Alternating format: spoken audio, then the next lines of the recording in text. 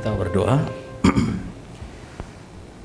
Biarlah Tuhan pujian ini menjadi satu komitmen kerinduan kami menjadi murid Kristus yang sejati, murid Kristus yang mau dibentuk oleh Tuhan dan melalui kebenaran firman Tuhan yang kami dengar hari ini. Biarlah Tuhan tolong kami, biarlah memiliki hati yang mau diajar oleh kebenaran firman Tuhan dan meresponinya dengan benar.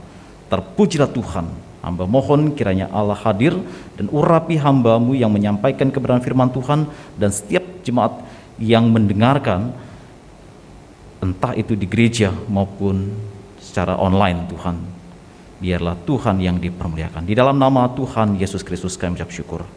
Amin. Silakan duduk kembali.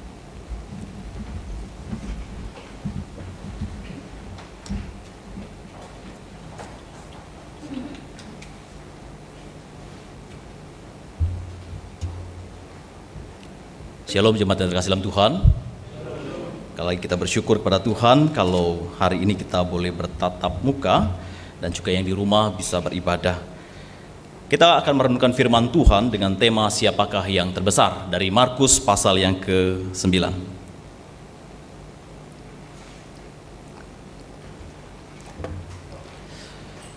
Markus pasal 9 ayat ke-33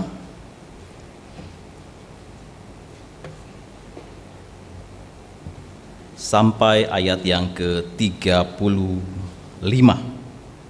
ya. Kita akan baca bersama-sama. Markus pasal 9 ayat 33 sampai 35. 1, 2, 3. Kemudian tibalah Yesus dan murid-muridnya di Kapernaum. Ketika Yesus sudah di rumah, ia bertanya kepada murid-muridnya, "Apa yang kamu perbincangkan tadi di tengah jalan?" Tetapi mereka diam, sebab di tengah jalan tadi mereka mempertengkarkan siapa yang terbesar di antara mereka. Lalu Yesus duduk dan memanggil ke-12 murid itu, katanya kepada mereka, "Jika seorang ingin menjadi yang terdahulu, hendaklah ia menjadi yang terakhir dari semuanya dan pelayan dari semuanya." Amin. Bapak Ibu yang terkasih, siapa sih di antara kita yang tidak memiliki keinginan untuk menjadi nomor pertama? Menjadi seorang pemenang, ya, menjadi seorang yang dikatakan sukses. Saya rasa setiap kita ingin memiliki kekuasaan, karena dengan kekuasaan kita dapat mengontrol orang lain.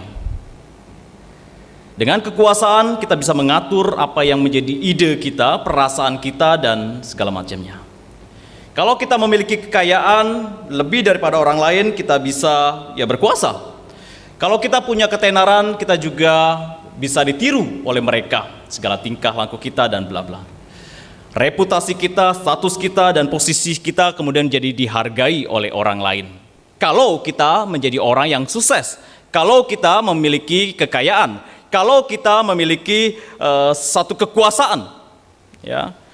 Dosen kami pernah memberikan ilustrasi mengenai hal ini, bahwa setiap kami, saya dan saudara, itu sekarang adalah hasil dari kompetisi yang kuat, yang ketat.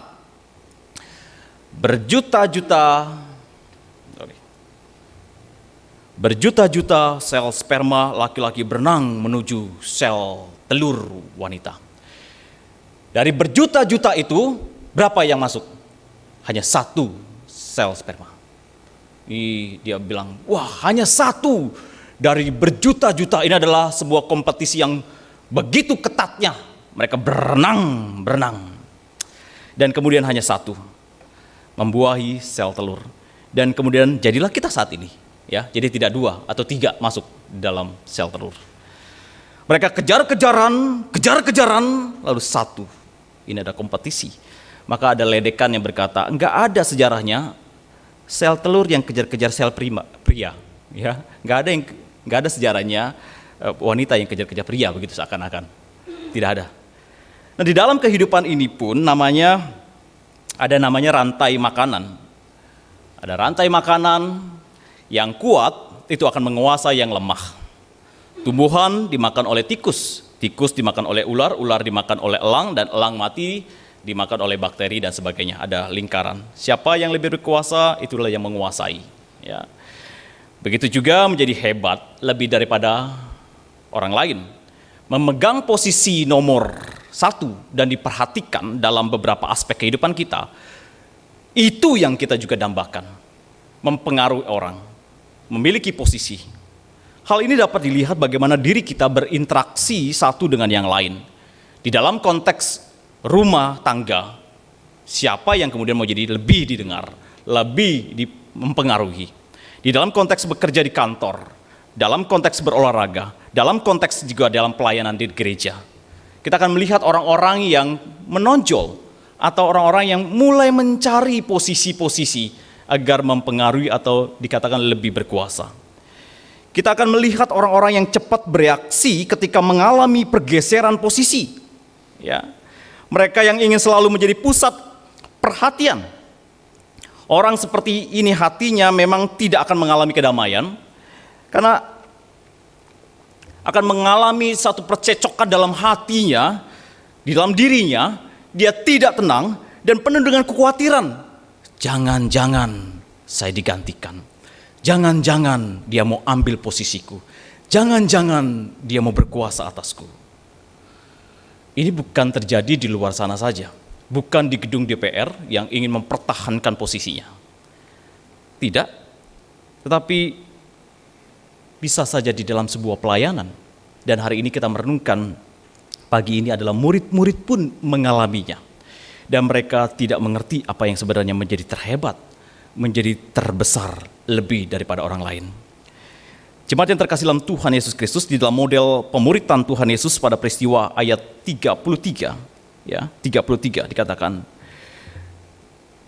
kemudian tibalah Yesus dan murid-muridnya di Kapernaum. Ketika Yesus sudah di rumah itu, dan rumah itu diperkirakan rumah Petrus, lalu dia bertanya, apa yang kamu perbincangkan tadi di tengah jalan? Apa yang kamu perbincangkan tadi di tengah jalan? Mereka memperbincangkan waktu mereka menuju selatan melalui Galilea. Ya, mereka memperbincangkan ini dalam perjalanan ini menuju Yerusalem. Yang notabene adalah bahwa mereka akan melewati padang gurun, dan ini dilakukan untuk menghindari kerumunan banyak orang, dan pemuritan itu dilakukan di perjalanan. Perjalanan ke Yerusalem adalah perjalanan penderitaan. Mereka berjalan bersama-sama dan mengajarkan mereka bahwa kebenaran firman Tuhan, mereka mempersiapkan pelayanan mereka, bahwa perjalanan ini tidak mudah. Dan hal yang menarik adalah dari tulisan Markus, Markus itu memiliki ciri yang sering dipakai dalam tulisan, yaitu waktu perjalanan, ya misalnya beberapa hal, waktu perjalanan, atau pada waktu di tengah perjalanan, atau di dalam perjalanan dan sebagainya. Nah, pada bagian ini dikatakan, apa yang kamu perbincangkan tadi di tengah jalan, on the way, di tengah jalan, menuju Yerusalem, perbincangan on the way ke Yerusalem. Di tengah perjalanan itu Yesus memberitahukan bahwa dirinya akan diserahkan dan akan mendapatkan siksaan, menderita, dan di tangan manusia ia dibunuhnya. Kita bisa lihat di ayat 30, ya, 30, 31 itu menjelaskan penderitaan yang akan dialami. Perjalanan ini tidak mudah menuju Yerusalem, dan itu ada penderitaan, dan dia akan dibunuh oleh manusia. Pada konteks yang sama, di dalam on the way tadi, murid-murid juga mempertengkarkan siapa yang terbesar. Who is the greatest one? Di dalam on the way tadi, Yesus membicarakan tentang penderitaan. Tapi di dalam perjalanan sama, murid-murid berkata, memperbincangkan who is the greatest one? Siapa yang terbesar? Sementara itu Yesus dalam on the way, dalam perjalanan itu, untuk menebus dosa manusia. Perjalanan untuk menggenapi rencana Allah bagi keselamatan manusia. Murid-murid di dalam satu perjalanan bersama dengan Tuhan Yesus, namun mereka tidak dalam pemahaman yang benar. Tubuh mereka bersama-sama dalam perjalanan ini, Mereka komit mengikuti Yesus, mereka bersama-sama beraktivitas dalam perjalanan pelayanan ini, dan Tuhan Yesus juga terbuka mengenai tentang perjalanan ini, perjalanan yang tidak mudah, perjalanan penderitaan, dan menggenapi rencana kekal Allah bagi keselamatan umat manusia. Jadi perjalanan ini adalah perjalanan yang sulit, dan aku menangisi tentang hal ini. Dia sedih. Ironis bukan? Ironis bukan? Di dalam satu perjalanan, namun tujuannya berbeda, motifnya berbeda. Yang satu sedang mengajarkan kerendahan hati, penderitaan, dan yang satu ingin menjadi yang terbesar dalam satu perjalanan. Dan mereka bersama-sama dengan Tuhan Yesus. Mereka di dalam tubuhnya bersama-sama. Mereka sudah komit juga di dalam hal itu. Satu perjalanan, tapi dengan tujuan yang berbeda. Apakah hal ini tidak terjadi dalam pelayanan bersama kita? Kita bisa bersama-sama dalam GKY, tapi banyak motivasi yang mungkin saja tidak beres. Ada banyak orang-orang yang kemudian mencoba untuk mencari yang terbesar. Mencoba menjadi orang yang nomor satu. Ini bisa terjadi. Padahal Tuhan Yesus sudah mengingatkan, mengikut aku sangkal diri pikul salib. Penderitaan bukan sesuatu yang menjadi yang terbesar. Bukan menjadi yang besar. Bukan menjadi nomor yang satu.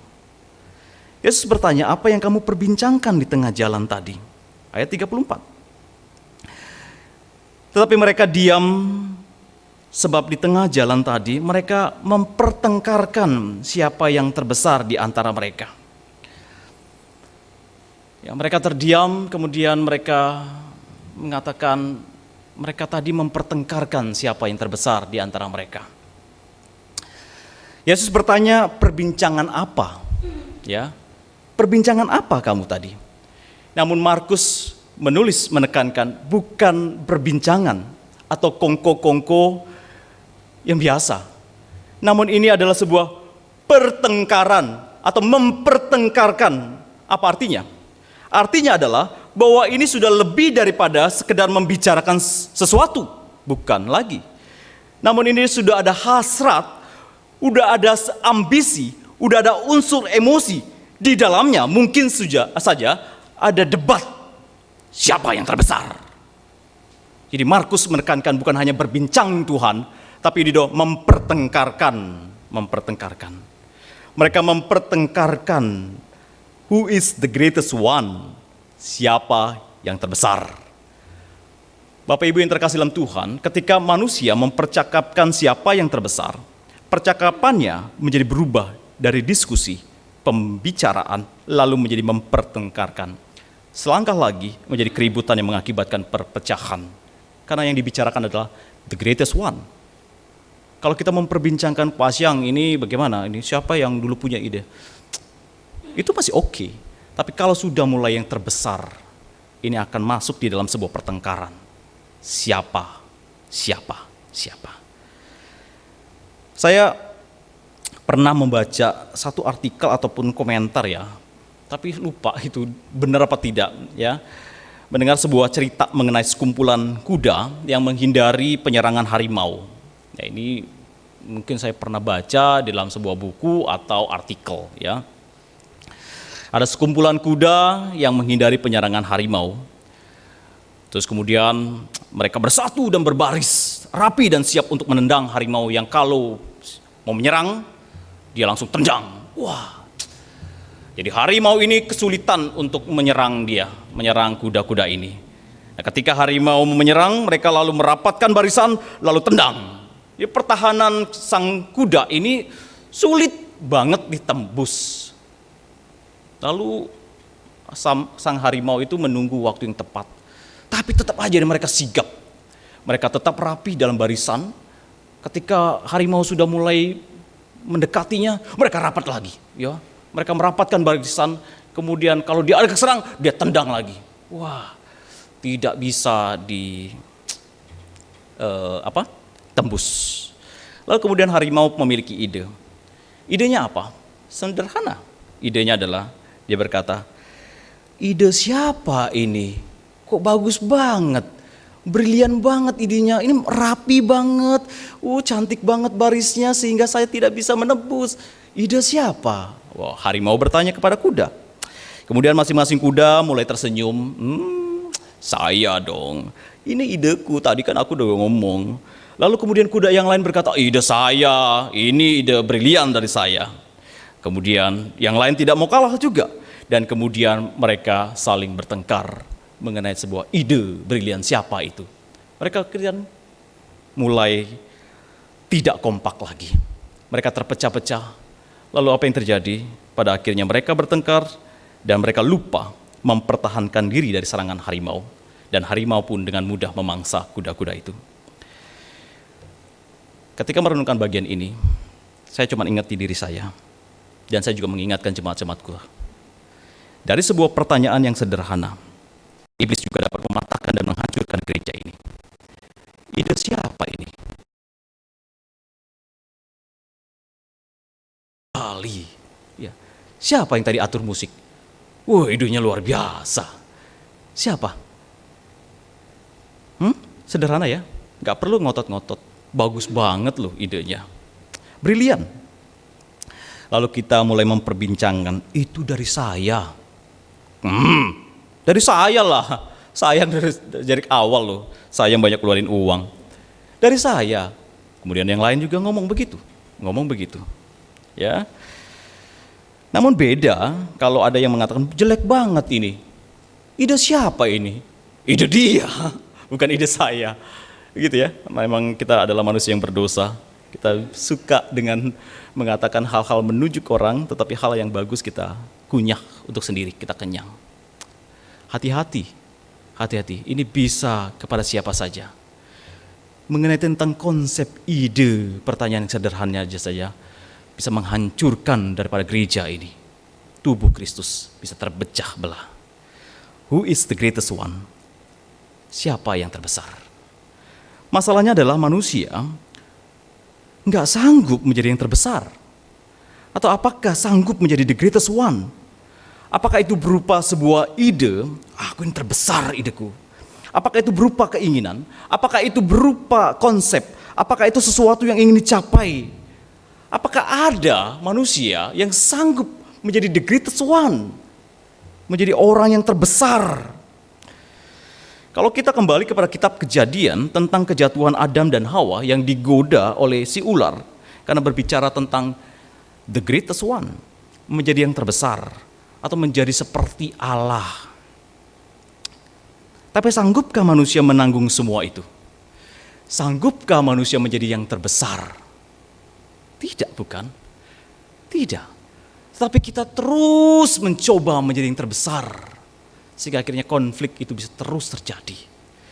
Manusia memang memiliki keinginan itu karena manusia memang diciptakan seturut gambar dan rupa Allah. Namun untuk menjadi seorang yang terbesar, hanya Allah yang the greatest one. Hanya Allah. Mereka punya keinginan, iya. Tapi sadarilah bahwa hanya Allah yang terbesar. Inilah yang menjadi problem manusia. Yaitu ingin menjadi yang terbesar. Dan murid-murid memperbincangkan, dari memperbincangkan menjadi memperdebatkan, mempertengkarkan, dan kemudian menjadi konflik. Hati-hati. Jikalau kita mundur sejenak ke sebuah peristiwa transfigurasi, pasal 9, ya, ayat 1, 2, 3, itu adalah mengenai tentang transfigurasi Yesus, ya. Saya bacakan ayat kedua. 6 hari kemudian, Yesus membawa Petrus, Yakobus, dan Yohanes. Dan bersama-sama mereka, ia naik ke sebuah gunung yang tinggi. Disitulah mereka sendirian saja. Lalu Yesus berubah rupa di depan mereka, dan pakaiannya sangat putih berkilat-kilat. Tidak ada seorang pun di dunia ini yang dapat mengelantang pakaian seperti itu. Jadi peristiwa ini adalah peristiwa di mana tidak semua murid-murid mengalami dan menyaksikan Yesus itu berubah rupa. Tidak semua. Ya, dikatakan tadi hanya Petrus, Yakobus, dan Yohanes. Petrus, Yakobus, dan Yohanes. Mereka diajak Tuhan Yesus menyaksikan transfigurasi atau berubah rupa di depan mata mereka. Di sana mereka menyaksikan Elia bersama Musa, keduanya sedang berbicara dengan Yesus. Saking mereka terpukaunya, luar biasanya ini, lalu Petrus mengatakan di ayat kelima, "Rabi, betapa bahagianya kami berada di tempat ini. Baiklah kami mendirikan kemah, satu untuk engkau, satu untuk Musa, satu untuk Elia." Ya. Petrus, Yakobus, dan Yohanes itu mengalami sebuah pengalaman spiritual yang menakjubkan, bukan? Dan hal itu menunjukkan bahwa mereka adalah lebih spesial daripada yang lain. Oke. Kalau begitu, siapa yang terbesar dan siapa yang keren? Siapa yang lebih keren? Siapa lebih mantap dalam kerohaniannya dibandingkan 12 murid itu? Ya.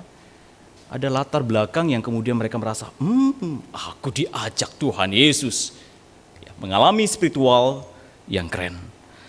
Saudara yang terkasih, dulu saya pernah mengalami minder karena tidak bisa berbahasa roh. Ya. Saya minder karena di kumpulan gereja waktu itu adalah orang-orang yang bisa berbahasa roh. Mereka kalau sudah diminta pendetanya berbahasa roh, semuanya berbahasa roh. Dan saya bengong-bengong di situ. Dan saya minta, Tuhan, kenapa aku nggak bisa? Kenapa? Apakah saya masih berdosa, Tuhan? Oh, kerohanianku rapuh banget, Tuhan, aku banyak terlalu dosa. Setiap minggu begitu saya. Pulang ke rumah, nangis. Kenapa kok saya nggak dapat begitu ya? Mereka kok gampang banget mengalir begitu. Semuanya berbahasa roh.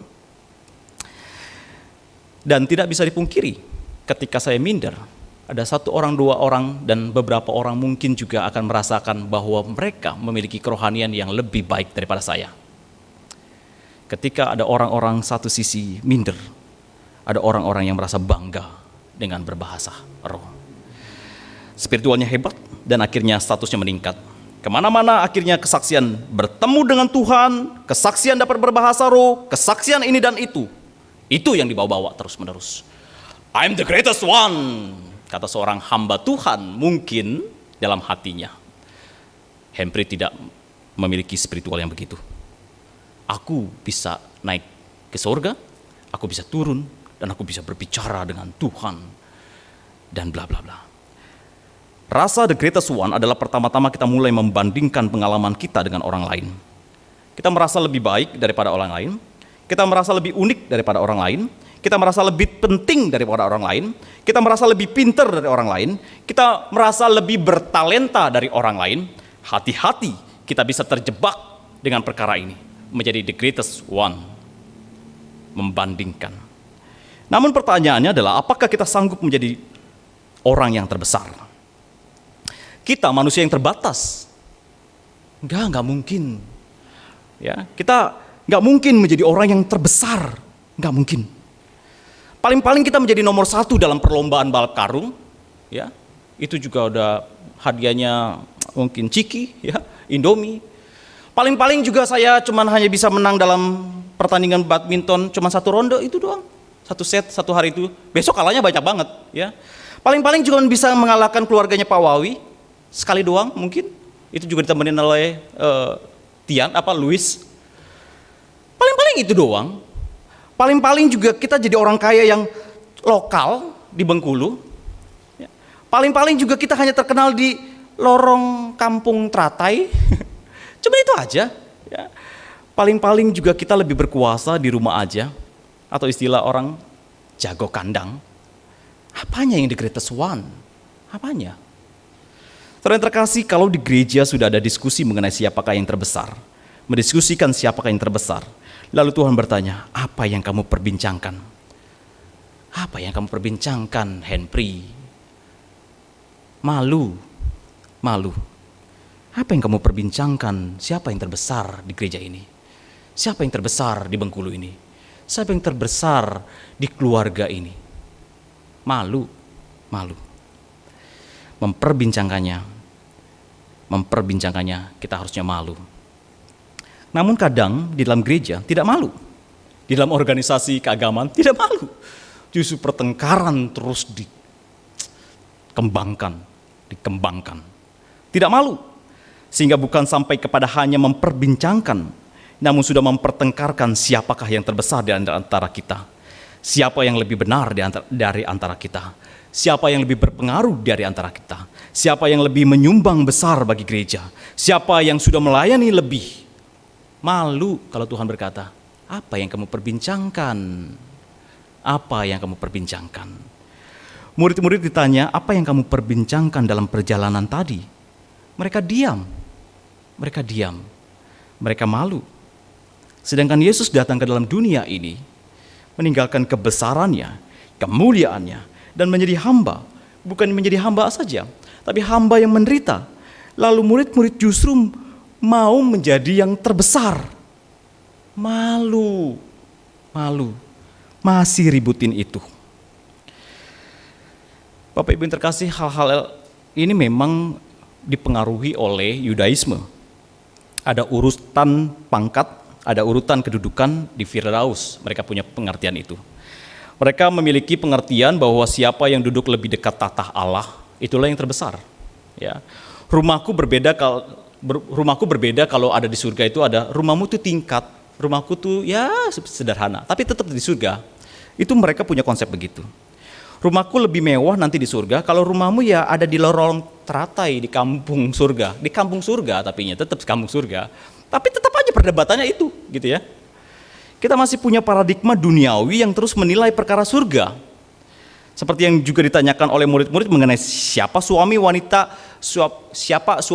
itu kalau dia masuk surga, ya.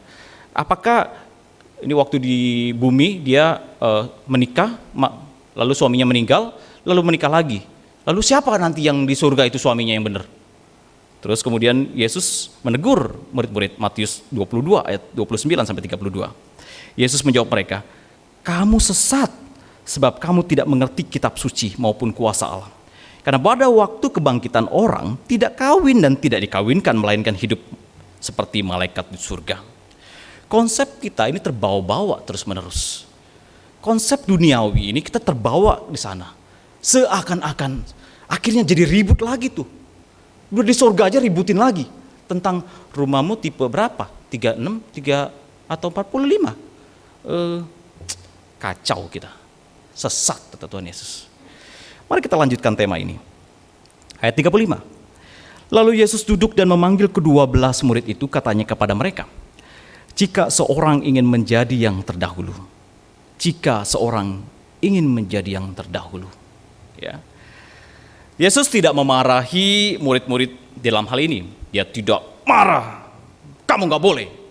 Ya, siapapun boleh memiliki ide harapan menjadi yang terbesar atau yang pertama.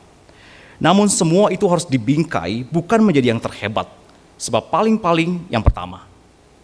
Dan di dalam dunia Romawi itu hanya hitungan ranking 1, 2, dan 3. Nah, kita akhirnya mengalami itu ya. Rankingnya berapa? 1, 2, dan 3. Ya. Dan itu juga seakan-akan merasa bahwa kita sudah terbesar. Yesus melanjutkan, karena engkau tetap memiliki hasrat untuk menjadi yang pertama. Kalaupun kamu memiliki hasrat untuk yang pertama atau yang terbesar, yang pertama saja, hendaklah ia menjadi yang terakhir dari semuanya dan pelayan dari semuanya. If anyone want to be first, he must be the very last and the servant of all. Jadi terakhir. Markus 10 ayat 43 juga berkata itu. Tidaklah demikian di antara kamu. Barang siapa ingin menjadi besar di antara kamu, hendaklah ia menjadi pelayanmu. Dan barang siapa ingin menjadi yang terkemuka di antara kamu, hendaklah ia menjadi hamba untuk semuanya. Karena anak manusia juga datang bukan untuk dilayani, melainkan untuk melayani, untuk memberikan nyawanya menjadi tebusan bagi banyak orang. Nah, kita tahu bahwa kita tidak bisa menjadi yang terbesar. Lalu kita turunkan hasrat itu. Okelah, tidak mau jadi yang terbesar. Tapi boleh enggak saya jadi yang pertama? Oh, oke. Namun hati-hati. Ketika kita mempunyai hasrat untuk menjadi orang yang pertama, juga memiliki hasrat ingin dilayani. Ingin mendapatkan VIP, ingin tetap dihormati, ingin tetap mendapatkan kemudahan. Jadi hasrat untuk begitu tetap ada. Saya memang tidak sadar bahwa saya bukan menjadi yang terbesar, boleh nggak jadi nomor pertama? Tapi kalau ada hasrat untuk selalu ingin dihormati, ingin mendapatkan perhatian, ingin dilayani, be careful, hati-hati. Di sinilah Tuhan mengatakan, kalau kamu ingin menjadi seorang yang terdahulu, yang pertama, seorang yang terkemuka, ini pagarnya. Hendaklah ia menjadi pelayanmu, ia menjadi hamba untuk semuanya, seperti Kristus melayani, bahkan memberikan nyawanya menjadi tebusan bagi banyak orang. Bapak Ibu yang terkasih, istilah terakhir, very last, memiliki unsur eskaton. Eskaton kita kenal dengan eskatologi. Eskatologi adalah akhir, ya, eskatologi adalah doktrin akhir zaman. Kalau the first itu jelas pertama. Kalau the first itu jelas pertama, namun menjadi terakhir tidak ada urutan angka. Tidak ditulis terakhirnya berapa. Apakah 10, apakah 20, apakah 30. Yang terakhirnya berapa Tuhan? Jadi bagus tidak disebutkan sebuah angka di bagian ini. Kalau kamu mau jadi yang pertama, kamu harus menjadi yang terakhir. Terakhir, very last, yang tidak disebutkan sebuah angka. Jika ingin menjadi terdahulu, yang pertama, hendaklah ia menjadi terakhir. Terakhirnya berapa? Kagak disebutkan, pokoknya paling terakhir. Saya pernah menyampaikan dalam pembinaan pelayan bahwa melayani artinya adalah memikirkan kepentingan orang lain lebih dahulu. Atau di dalam sebuah istilah, after you. Setelah kamu, silakan. Setelah kamu. After you, saya setelah kamu di dalam sebuah pelayanan yang sungguh-sungguh memikirkan kebaikan bagi orang lain. Jika seorang diberikan kewenangan atau kedudukan yang tinggi, diberikan kewenangan itu, atau sebuah kesanggupan lebih daripada orang lain, uang yang lebih daripada orang lain, atau saudara orang yang pertama di dalam sebuah perusahaan pemimpin, namun ingat, jiwa dan panggilan kita bersifat eskaton, yaitu jiwa yang melayani. Jiwa yang bersedia mendorong orang lain untuk bergerak bersama menuju pelayanan on the way bersama dengan Yesus. Kalau kita diberikan kekayaan, kalau kita diberikan satu jabatan status tinggi, engkau bukan merasa bahwa terbesar dan kemudian engkau bisa memerintah banyak orang. Lalu hal itu tidak. Tapi Yesus berkata, kalau kamu mau jadi pertama, boleh. Boleh nggak orang Kristen jadi pemimpin? Iya, boleh. Harus. Tetapi pemimpin yang seperti apa? Pemimpin yang mendorong orang lain on the way bersama Yesus di dalam sebuah tujuan penderitaan untuk disempurnakan. Ingat, jiwa dan panggilan kita bersifat eskaton, yaitu jiwa yang melayani, jiwa yang bersedia mendorong orang lain untuk bergerak maju. Jiwa yang tidak egois, mau menang sendiri. Jiwa yang rakus, mau kaya sendiri, aman sendiri. Tidak demikian. Jiwa eskaton mendorong mereka yang bersama maju dalam mengasihi Yesus. Namun celakanya ada orang yang merasa bahwa kalau yang terdahulu, after you, kamu dululah. Kalau diminta pelayanan, ya kamu dululah. Kalau minta sumbang dong, ya kamu dululah. Bukan begitu ini dimaksud, ya. Bukan. Atau kalau kadang kita berkata, ada orang-orang yang berkata, yang muda dululah. Yang muda.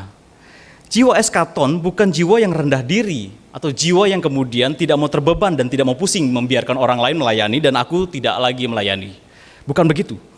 Jiwa eskaton adalah jiwa yang diakonos, yaitu waiting table, pelayan meja, pelayan yang tidak bersikap pasif melainkan aktif untuk melihat pergerakan dari situannya.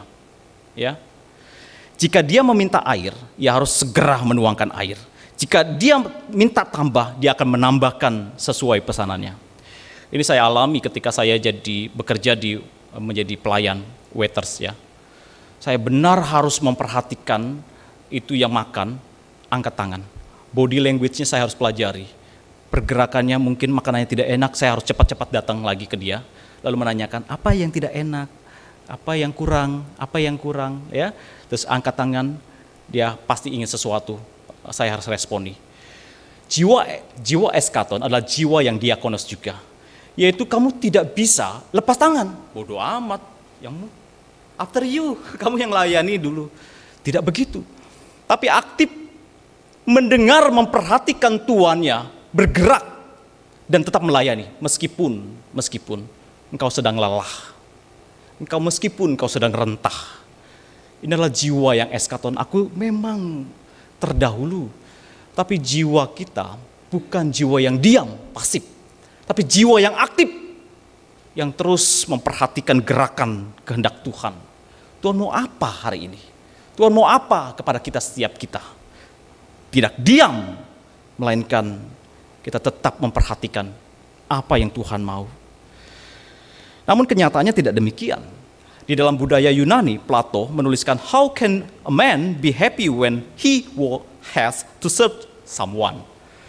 Nggak mungkin ada orang happy dalam melayani. Semua mau happy adalah dilayani. Semua mau berkuasa, semua mau dilayani. Kata Plato, nggak mungkin itu. Bagaimana dapat menjadi seorang bahagia ketika mereka melayani seseorang? Yesus mengajarkan melalui dirinya, mau jadi pertama, engkau harus menjadi pelayan bagi sesama. Dan itu artinya engkau menjadi yang penuh dengan kasih. God is love. Dan bukankah sebuah kebahagiaan kita semakin hari semakin serupa dengan Kristus di dalam sebuah kesederhanaannya.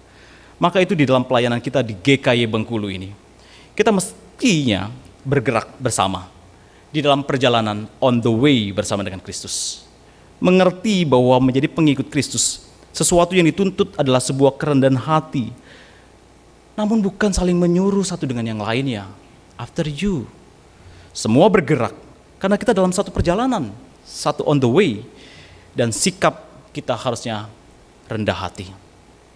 Saling mendorong, saling menopang. Kalau ada yang punya kelebihan, beri. Kalau ada yang kekurangan, jangan diam, belajar. Kalau yang punya pengaruh, punya kepintaran, berbagi, ajarkan. Kalau yang punya kekayaan, berbagi bersama-sama. Karena ini adalah perjalanan on the way bersama dengan Kristus. Maka tidak ada yang terbesar. Yang terbesar adalah Kristus. Dan setiap kita adalah hamba-hamba Kristus. Saya tutup khotbah saya hari ini dengan Filipi 2 ayat 1. Ini adalah surat kepada jemaat Filipi. Dan kiranya ini juga menjadi surat kepada GKY, jemaat GKY Bengkulu. Jadi, karena dalam Kristus ada nasihat, ada penghiburan kasih, ada persekutuan roh, ada kasih mesra, dan belas kasihan. Karena itu sempurnakanlah sukacitaku dengan ini. Hendaklah kamu sehati sepikir dalam satu kasih, satu jiwa, satu tujuan, dengan tidak mencari kepentingan sendiri atau puji-pujian yang sia-sia. Sebaliknya, hendaklah dengan rendah hati yang seorang menganggap yang lain lebih utama daripada dirinya.